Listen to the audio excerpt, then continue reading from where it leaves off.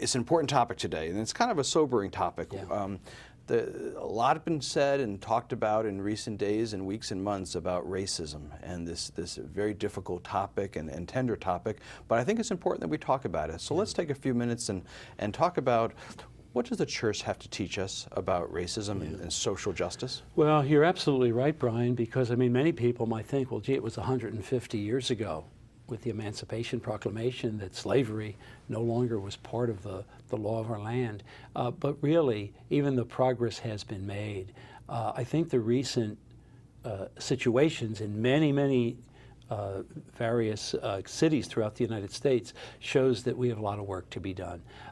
The church teaching is very clear, even though I must admit we as a church years ago we're not perfect in this, but the teaching is very clear that racism is a sin, that to judge someone based on the color of their skin, to treat them differently because of that, to deny the gift of equality and dignity is something that is more than just not a good thing to do. It is a sin.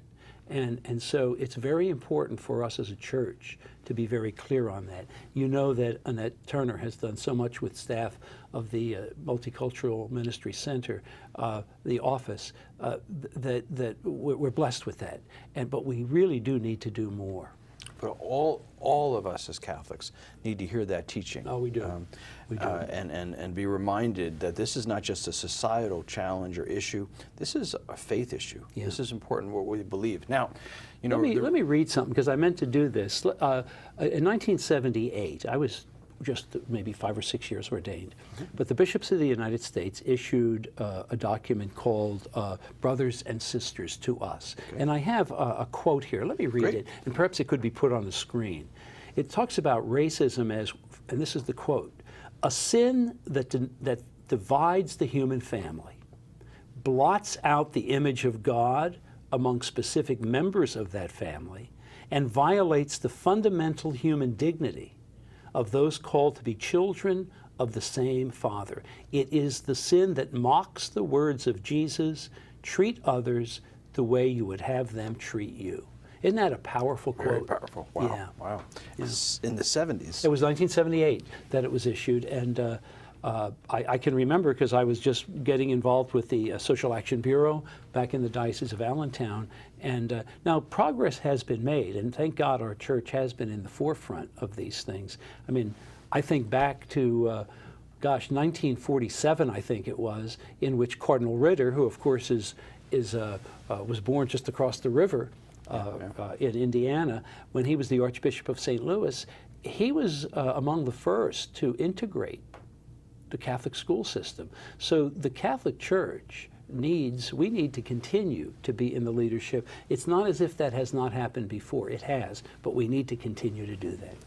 But it's tempting to go down that path too far and say, boy, that's the past and we've dealt with it. Absolutely. When in fact, recent events have taught us, you know, in the past year especially, this tension that has become so public between law enforcement and African Americans, particularly African American young men, these are real issues today. They're not just historical questions. They are, and I know when the bishops met last June in St. Louis, I issued a presidential statement, and in that statement, and it was supported by all the bishops, by the way, of the United States, it really talked about the importance of us removing barriers. I mean, every one of us naturally needs to take responsibility. We need to look at how our family can teach us proper values, but we also have to remove barriers. People, especially in inner cities and in rural areas, who don't have the opportunity for proper work, for proper education, for proper housing. These are areas that are part of our Catholic social teaching that also connect with attitudes. When we say we treat someone with dignity, it means we give them opportunities.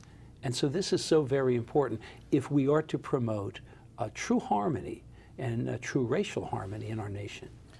And in our church, you know, and in our church, absolutely. One of the things that you know, we're proud of our growing diversity, cultural diversity in the Archdiocese, and you've already mentioned the great work of our Office of Multicultural Ministries, and I know Annette Turner's been on our show.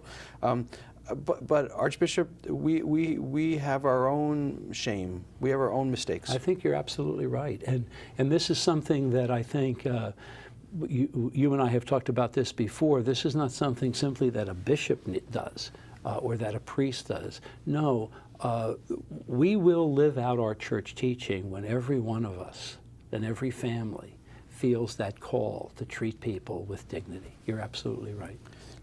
The other temptation is to think about it as community or social society or organizations like the church. But we also have personal prejudice, Archbishop. We have personal things we must face in our own selves that, whether they're intentional or not, or connected to early experiences, but help us with our own personal prejudices and judgments. Yeah, well, I think it actually will fit into next month. We'll be talking about reconciliation, sacrament of reconciliation, and sometimes people don't remember that the way we treat others, or the manner in which we look down on someone, or even have a tendency to begin to treat others differently. I think of what Bishop Braxton from Belleville said about the fact that he was driving through a neighborhood and was stopped simply because he is black, and he was doing nothing wrong. And I think we can look and honestly look in each one of our lives and say, you know, is the color of the skin, or is the different culture standing in the way of my seeing the genuine dignity of that person? Very, very important. You're absolutely right. Well, you know, as I said at the beginning, this is kind of a sobering topic. We need to bring this to prayer, whether we talk about society, culture, church, and our own selves. Part of our whole experience is we need to remember that we're united with one Savior, one God our Father, and who unites us. And that's one of the messages I know the church teaches. It is, Brian, and I also think, as you said, with church, when we do have gatherings, when we have gatherings within our parish, or when we have the men's conference, the women's conference, those opportunities throughout the year, they have to be special opportunities for us to come together as one church. Very, very important. Very good.